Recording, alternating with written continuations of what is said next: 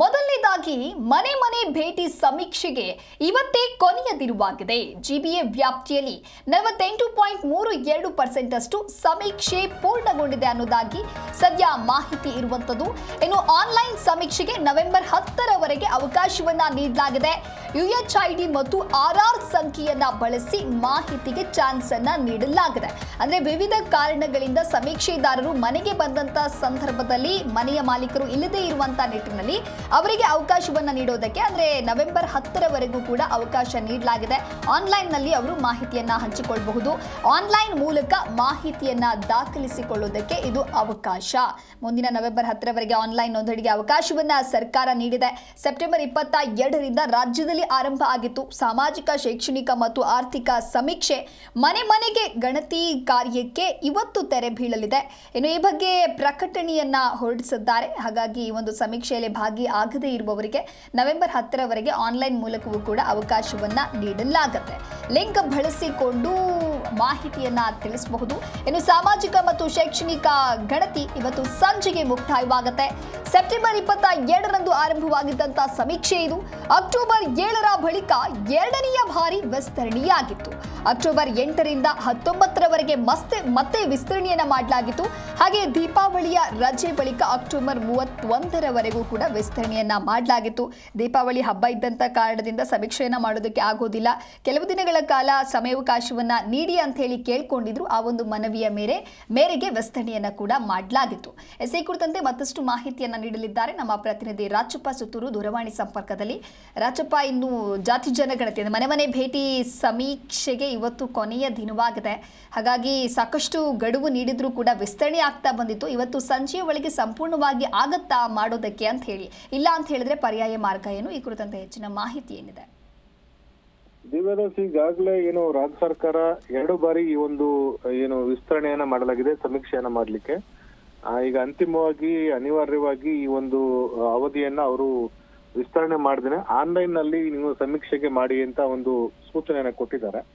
ಈಗಾಗಲೇ ರಾಜ್ಯಾದ್ಯಂತ ಬಹುತೇಕ ಸಮೀಕ್ಷೆಗಳು ಕೆಲವು ಕಡೆ ಪೂರ್ಣಗೊಂಡಿದೆ, ಕೆಲವು ಕಡೆ ಇನ್ನೂ ಸಹ ಪೂರ್ಣಗೊಂಡಿಲ್ಲ. ಅದರಲ್ಲಿ ವಿಶೇಷ ಅಂದ್ರೆ ಮಂಡ್ಯ, ತುಮಕೂರು, ಹಾವೇರಿ ಜಿಲ್ಲೆ, ಅದೇ ರೀತಿ ಚಿತ್ರದುರ್ಗ, ಚಿಕ್ಕಮಗಳೂರು, ಉಡುಪಿ, ಗದಗ, ದಾವಣಗೆರೆ, ಕೊಪ್ಪಳ ಇಷ್ಟು ಜಿಲ್ಲೆಗಳಲ್ಲಿ 100% ಅಂದ್ರೆ 100% ಒಟ್ಟು ಸುಮಾರು 8ರಿಂದ 9 ಜಿಲ್ಲೆಗಳಲ್ಲಿ ಕಂಪ್ಲೀಟ್ ಆಗಿದೆ. ಉಳಿದಂತೆ ಕೆಲವು ಜಿಲ್ಲೆಗಳಲ್ಲಿ ಚಾಮರಾಜನಗರ, ಬಾಗಲಕೋಟೆ, ಶಿವಮೊಗ್ಗ, ಉತ್ತರ ಕನ್ನಡ ಈ ಒಂದು ಭಾಗಗಳಲ್ಲಿ ಒಂದಷ್ಟು ಸಮೀಕ್ಷೆ ಇನ್ನಷ್ಟು ತಡವಾಗ್ತಾ ಇದೆ ಅಂತ ಒಂದು ಮಾಹಿತಿ ಬರ್ತಾ ಇದೆ. ಅದರಲ್ಲಿ ಪ್ರಮುಖವಾಗಿ ಈ ಕೊಡಗು, ಬೆಳಗಾವಿ, ಮೈಸೂರು, ಕಲಬುರಗಿ ಮತ್ತು ವಿಜಯನಗರ ಈ ಒಂದು ಭಾಗದಲ್ಲಿ ಇನ್ನೂ ಸಹ 96, 95, 94% ಸಮೀಕ್ಷೆ ಆಗಿದೆ. ಹೀಗಾಗಿ ಬಹುತೇಕ ಇಂದು ಸಂಜೆ ವೇಳೆ ಈ ಒಂದು ಸಮೀಕ್ಷೆಯನ್ನ ಪೂರ್ಣಗೊಳಿಸಬೇಕಾಗುತ್ತೆ. ಈಗಾಗಲೇ ಸೆಪ್ಟೆಂಬರ್ 22ರಿಂದ ಆರಂಭವಾದಂತಹ ಸಮೀಕ್ಷೆಗೆ 2-3 ಬಾರಿ ಅವಧಿಯನ್ನ ವಿಸ್ತರಣೆ ಮಾಡಿದ್ರು ಸಹ ಪೂರ್ಣ ಪ್ರಮಾಣದಲ್ಲಿ ಮಾಡ್ಲಿಕ್ಕಾಗಿಲ್ಲ. ಗ್ರಾಮಾಂತರ ಪ್ರದೇಶಗಳಲ್ಲಿ ಬಹುತೇಕ ಸಮೀಕ್ಷೆ ಕಳೆದ ಬಾರಿ ಶಿಕ್ಷಕರು ನಡೆಸೋ ಸಂದರ್ಭದಲ್ಲಿ ಬಹುತೇಕ ಮುಕ್ತಾಯ ಹಂತಕ್ಕೆ ಬಂದಿತ್ತು. ದೀಪಾವಳಿ ಹಬ್ಬಕ್ಕೂ ಮುಂಚೆ 19ನೇ ತಾರೀಕು ತನಕನೇ ಬಹುತೇಕ ಮುಕ್ತಾಯ ಹಂತಕ್ಕೆ ಬಂದಿತ್ತು. ಆದ್ರೂ ಸಹ ಇನ್ನೂ ಸಹ ಕೆಲವೊಂದು ಮಾಹಿತಿಗಳನ್ನ ಪೂರ್ಣಗೊಳ್ಳದ ಕಾರಣಕ್ಕೋಸ್ಕರ ಮತ್ತೊಮ್ಮೆ ಮನೆಗಳಿಗೆ ಭೇಟಿ ನೀಡಿ ಪರಿಶೀಲನೆ ನಡೆಸಿ ಮಾಹಿತಿಯನ್ನು ಸಂಗ್ರಹ ಮಾಡಿ ಅಂತ ರಾಜ್ಯ ಸರ್ಕಾರ ಸೂಚನೆ ಕೊಟ್ಟಿತ್ತು. ಹಾಗಾಗಿ ಶಿಕ್ಷಕರ ಒಂದು ಗಣತಿ ಆದ ನಂತರ ಮತ್ತೆ ಸರ್ಕಾರದ ಇತರ ಅಧಿಕಾರಿಗಳು ದೀಪಾವಳಿ ಬಳಿಕ 23ರಿಂದ 31 ತನಕ ಇಂದಿನ ಸಂಜೆ ಒಳಗೆ ಇನ್ನೊಂದಷ್ಟು ಜನ ಬೇರೆ ಬೇರೆ ಇಲಾಖೆ ಅಧಿಕಾರಿಗಳು ಸೇರಿಸಿಕೊಂಡು ಸಮೀಕ್ಷೆ ನಡೆಸಲಾಗಿತ್ತು. ಈಗಾದ್ರೂ ಸಹ ಪೂರ್ಣ ಪ್ರಮಾಣದ ಸಮೀಕ್ಷೆ ನಡೆಸಕ್ಕಾಗಲ್ಲ. ಸುಮಾರು 4-5 ಜಿಲ್ಲೆಗಳಲ್ಲಿ ಕೇವಲ 98, 96, 95, 90, 94% ಇದೆ. ಹಾಗಾಗಿ ಇಂದು ಬಹುತೇಕ ಪೂರ್ಣಗೊಳಿಸಬೇಕಾಗಿದೆ. ವಿಚಿತ್ರ ಅಂದ್ರೆ ಬೆಂಗಳೂರು ನಗರದಲ್ಲಿ ಮಾತ್ರ ಇದುವರೆಗೂ 45% ಮಾತ್ರ, ಇನ್ನು 50% ಮಾತ್ರ ಇನ್ನು ಕಂಪ್ಲೀಟ್ ಆಗಿಲ್ಲ. ಹೀಗಾಗಿ ರಾಜ್ಯ ಸರ್ಕಾರಕ್ಕೆ ಒಂದು ದೊಡ್ಡ ತಲೆನೋವಾಗಿ ಪರಿಣಮಿಸಿದೆ. ಶತಾಯಗತಾಯ ಈ ಒಂದು ಬೆಂಗಳೂರು ನಗರ ಪ್ರದೇಶದಲ್ಲಿ ಈ ಒಂದು ಸಮೀಕ್ಷೆಯನ್ನು ಮಾಡಬೇಕು ಅಂತ ಅಂದುಕೊಂಡಿದ್ರು, ಅದಿನ್ನೂ ಸಹ ಸಾಧ್ಯವಾಗಿಲ್ಲ. ಇನ್ನು ಇರುವಂತ ಮಾಹಿತಿ ಪ್ರಕಾರ ಬೆಂಗಳೂರು ಅರ್ಬನ್ ಮತ್ತು ಬೆಂಗಳೂರು ಸೌತ್, ಬೆಂಗಳೂರು ದಕ್ಷಿಣದಲ್ಲಿ 86%, ಬೆಂಗಳೂರು ನಗರದಲ್ಲಿ 87% ಅಂತ ತೋರಿಸ್ತಾ ಇದ್ದಾರೆ. ಇನ್ನುಳಿದಂತೆ ವಿಜಯನಗರ, ಚಿಕ್ಕಬಳ್ಳಾಪುರ, ಯಾದಗಿರಿ, ದಕ್ಷಿಣ ಕನ್ನಡ, ವಿಜಯನಗರ, ಧಾರವಾಡ, ಬೀದರ್ ಮತ್ತು ಕೋಲಾರ ಈ ಒಂದು ಜಿಲ್ಲೆಗಳಲ್ಲೂ ಸಹ 91, 91, 92, 93%, 94% ಆಗಿದೆ. ಸುಮಾರು 8-10 ಜಿಲ್ಲೆಗಳಲ್ಲಿ ಅಂದುಕೊಂಡಂತೆ ಪೂರ್ಣ ಪ್ರಮಾಣದ ಆಗಿಲ್ಲ. ಆದ್ರೆ ಸರ್ಕಾರ ಕೊಡ್ತಿರುವಂತ ಮಾಹಿತಿ ಇರುವಂತದ್ದು ಬೆಂಗಳೂರು ನಗರಕ್ಕೆ ಇರುವಂತವು ಬಹುತೇಕ ಹೊರ ಜಿಲ್ಲೆಗಳು ಮತ್ತು ಹೊರ ರಾಜ್ಯಗಳು, ಹಾಗೆ 10% ಹೊರ ರಾಜ್ಯಗಳು ಇದ್ದಾರೆ. ಸುಮಾರು 15-20% ಹೊರ ಜಿಲ್ಲೆಗಳವರು ಇದ್ದಾರೆ. ಹಾಗಾಗಿ ಹೊರ ಜಿಲ್ಲೆಗಳಲ್ಲಿ ಎಲ್ಲೆಲ್ಲಿ ಅವ್ರದ್ದು ಸಮೀಕ್ಷೆ ಆಗಿದೆ, ಅವ್ರದೇ ಡಬಲ್ ಎರಡು ಸರಿ ನೋಟಿಫಿಕೇಶನ್ ಆಗುವಂತದ್ದು, 2 ಸರಿ ಎಂಟ್ರಿ ಆಗುವಂತ ಸಮಸ್ಯೆ ಇದೆ. ಹೀಗಾಗಿ ಬಹುತೇಕ ಹಳ್ಳಿಗಳಿರುವಂತವ್ರಿಗೆ ಬೆಂಗಳೂರಲ್ಲಿ ಮನೆಗಳಿವೆ ಅಥವಾ ಬೆಂಗಳೂರಿನಲ್ಲಿ ಅವರು ಬಾಡಿಗೆ ಮನೆಗಳಿದ್ದಾರೆ, ಸ್ವಂತ ಮನೆಗಳಿವೆ. ಹೀಗಾಗಿ 2 ಕಡೆ ಇರೋದ್ರಿಂದ ಬೆಂಗಳೂರಿನಲ್ಲಿ ನೋಂದಣಿ ಕಡಿಮೆ ಆಗಿದೆ ಅನ್ನೋದನ್ನ ಸರ್ಕಾರ ಸಮರ್ಥನೆ ಮಾಡ್ಕೊಳ್ಳೋ ಕೆಲಸ ಮಾಡ್ತಾ ಇದ್ದಾರೆ. ಒಟ್ಟಾರೆಯಾಗಿ ಸರ್ಕಾರ ಸುಮಾರು 1 ತಿಂಗಳ ಕಾಲಾವಕಾಶ ಪಡ್ಕೊಂಡ್ರು ಸಹ, 1 ತಿಂಗಳಿಗಿಂತ ಹೆಚ್ಚಿನ ಕಾಲಾವಕಾಶ ಪಡ್ಕೊಂಡ್ರು ಸಹ 100% ಸಮೀಕ್ಷೆಯನ್ನ ಪೂರ್ಣಗೊಳಿಸಕ್ಕಾಗಿಲ್ಲ ಅನ್ನೋದು ಮೊದಲನೇ ವಿಷಯ.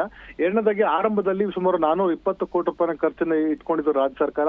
ಆದ್ರೆ ಆ ಒಂದು ಖರ್ಚು ವೆಚ್ಚ ಸುಮಾರು 550 ಕೋಟಿಗಿಂತ ಕ್ರಾಸ್ ಆಗ್ತದೆ. ಯಾಕಂದ್ರೆ ಆರಂಭದಲ್ಲಿ ಶಿಕ್ಷಕರು ಬಳಸ್ಕೊಂಡಿದ್ರು, ಅದಾದ ನಂತರ ಬೇರೆ ಬೇರೆ ಇಲಾಖೆ ಅಧಿಕಾರಿಗಳು ಬಳಸ್ಕೊಂಡು, ಅದಾದ ನಂತರ PUC ಟೀಚರ್ ಬಳಸ್ಕೊಂಡ್ರು, ನಂತರ ವಿಧಾನಸಭೆ ಸಚಿವಾಲಯಗಳ ನೌಕರರು ಬಳಸ್ಕೊಂಡ್ರು, ಬೇರೆ ಬೇರೆ ಇಲಾಖೆ ಅಧಿಕಾರಿಗಳನ್ನ ಬಳಸ್ಕೊಂಡು ಬೇರೆ ಬೇರೆ ಹಂತದಲ್ಲಿ ತರಬೇತಿ ಇರ್ಬೋದು, ಕೈಪಿಡಿ ಇರ್ಬೋದು, ಸಾಫ್ಟ್ವೇರ್ ಅಪ್ಡೇಟ್ ಮಾಡೋದಿರ್ಬೋದು, ಮತ್ತೆ ಕೈಪಿಡಿಗಳ ಪ್ರಿಂಟ್ ಮಾಡೋದಿರ್ಬೋದು, ಸಾಗಾಣಿಕೆ ಇರ್ಬೋದು, ಬೇರೆ ಬೇರೆ ಕಾರಣಗಳಿಗೋಸ್ಕರ ಅದು ವೆಚ್ಚ ಹೆಚ್ಚಾಗಿದೆ. ಸುಮಾರು 550 ಕೋಟಿ ತನಕ ಈಗ ತಲುಪಿದೆ. ಸುಮಾರು ಅಂದಾಜು 620 ಕೋಟಿ ತನಕನೂ ಸಹ ಖರ್ಚು ಆಗ್ಬೋದು ಅಂತ ಲೆಕ್ಕಾಚಾರ ಇದೆ.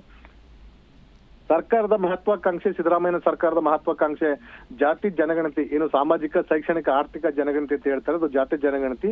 ಅಂತಿಮವಾಗಿ ಸಹ ಸರ್ಕಾರದ ಎಲ್ಲ ಶತ ಪ್ರಯತ್ನಗಳ ನಡುವೆನೂ 106 ಕೋಟಿ ಖರ್ಚು ಮಾಡಲು ಸಹ ಪೂರ್ಣಗೊಳ್ಳುವಂತ ಸಾಧ್ಯತೆ ಬಹುತೇಕ ಕ್ಷೀಣ. ಸರ್ಕಾರಿ ನೌಕರ ಅಧಿಕಾರಿಗಳು ಹೇಳ್ತಾರೆ 65-70% ಬೆಂಗಳೂರಿನಲ್ಲಿ ಕಂಪ್ಲೀಟ್ ಆಗೋದೇ ಭಾರಿ ಕಷ್ಟ. ಮತ್ತು ರಾಜ್ಯಾದ್ಯಂತ ಆಗಿರುವಂತಹ ದತ್ತಾಂಶಗಳು ಸಹ ಪೂರ್ಣ ಪ್ರಮಾಣದಲ್ಲಿ ಸಮಂಜಸವಾದಂತ ದತ್ತಾಂಶಗಳು ಅಲ್ಲ. ಹಾಗಾಗಿ ಈ ಒಂದು ಸಮೀಕ್ಷೆ, ಇಂದಿನ ಸಮೀಕ್ಷೆನೂ ಸಹ ಸಮೀಕ್ಷೆ ರೀತಿನೇ ಸಹ ಇದು ಸಹ ಎಳ್ಳು ನೀರು ಬಿಟ್ಟಂತೆ. ಈ ಸಮೀಕ್ಷೆಯಿಂದನೂ ಸಹ ಪೂರ್ಣ ಪ್ರಮಾಣದ ದತ್ತಾಂಶವನ್ನ ಯಾರು ಜಾತಿ ಇರ್ಬೋದು, ಆರ್ಥಿಕವಾಗಿ, ಸಾಮಾಜಿಕವಾಗಿ, ಶೈಕ್ಷಣಿಕವಾಗಿ, ಔದ್ಯೋಗಿಕವಾಗಿ ಯಾರು ಅಭಿವೃದ್ಧಿ ಹೊಂದಿದ್ದಾರೆ, ಅಭಿವೃದ್ಧಿ ಹೊಂದಿಲ್ಲ ಅಂತ ಅನ್ನೋದನ್ನ ಸರಿಯಾಗಿ ಮಾಹಿತಿನ ಕೊಟ್ಟಿಲ್ಲ. ಹೈಕೋರ್ಟ್ ನಲ್ಲಿ ಪಿಟಿಷನ್ ದಾಖಲಾ ಸಂದರ್ಭದಲ್ಲಿ ಅವರು ನಿಮ್ಮ ಮಾಹಿತಿಯನ್ನು ನೀಡುವಂತದ್ದು ನಿಮ್ಮ ಸ್ವಇಚ್ಛೆ, ನೀಡಬಹುದು ಅಥವಾ ನೀಡದಿರ್ಬೋದು ಅಂತ ಒಂದು ಆಪ್ಷನ್ ಕೊಡ್ತು. ಅದನ್ನ ಬಿಜೆಪಿಯವರು ಇರ್ಬೋದು, ಬೇರೆ ಬೇರೆ ನಾಯಕರು ಅದನ್ನ ಚೆನ್ನಾಗಿ ಬಳಸ್ಕೊಂಡು ಸಾರ್ವಜನಿಕವಾಗಿ ಈ ರೀತಿ ಒಂದು ಮಾಹಿತಿನ ಕೊಟ್ಟರು. ಅವರು ಸಹ ಕೆಲವರು ಮಾಹಿತಿನ ಕೊಟ್ಟರು, ಕೆಲವರು ಮಾಹಿತಿನ ಕೊಡ್ಲಿಲ್ಲ, ಇನ್ನು ಕೆಲವರು ಬಹುತೇಕ ನಿರಾಕರಣೆ ಮಾಡಿದ್ರು. ಹೀಗಾಗಿ ರಾಜ್ಯ ಸರ್ಕಾರದ ಹಿಂದುಳಿದ ವರ್ಗಗಳ ಆಯೋಗ ಕೈಗೊಂಡಂತ ಈ ಒಂದು ಸಾಮಾಜಿಕ, ಶೈಕ್ಷಣಿಕ, ಆರ್ಥಿಕ ಗಣತಿ ಇದೆ, ಆ ಗಣತಿ ಅರ್ಧ ಸತ್ಯ ಆಗುವಂತ ಸಾಧ್ಯತೆ ಇದೆ. ಇದ್ರ ಮೂಲಕನೂ ಸಹ ಸರ್ಕಾರ ಏನು ಸಹ ಸಾಧಿಸಿಲ್ಲ. ಆದ್ರೆ ಸರ್ಕಾರ ತನ್ನೆಲ್ಲಾ ಶಕ್ತಿ ಬಲವನ್ನು ಪ್ರಯೋಗ ಮಾಡಿಕೊಂಡು ಈ ಸಮೀಕ್ಷೆಯನ್ನು ಶತಾಯಗತೆ ಮಾಡಿ ತನ್ನ ಒಂದು OBC ವರ್ಗಗಳಿರ್ಬೋದು ಅಥವಾ ಇತರ ಸಮುದಾಯಗಳು ಜನಸಂಖ್ಯೆ ಇದೆ ಅಂತ ತೋರ್ಪಡಿಸ್ಕೊಳ್ಳುವಂತ ಪ್ರಯತ್ನ ಏನ್ ಮಾಡಿತ್ತು, ಅದು ಎಲ್ಲ ಒಂದ್ ಕಡೆ ಸಿದ್ದರಾಮಯ್ಯ ಯಶಸ್ವಿ ಆಗ್ಬಹುದು. ಆದ್ರೆ ಯಾವುದೇ ಕಾರಣಕ್ಕೂ ಈ ಜಾತಿಯ ವರದಿ ದತ್ತಾಂಶ ಬಿಡುಗಡೆ ಆಗೋದಿಲ್ಲ ಮತ್ತು ಆ ವರದಿಯನ್ನ ರಾಜ್ಯ ಸರ್ಕಾರ ಇಂಪ್ಲಿಮೆಂಟ್ ಮಾಡೋದು ಸಹ ಮುಂದಿನ ದಿನಗಳಲ್ಲಿ ಕಷ್ಟ ಆಗ್ಬೋದು.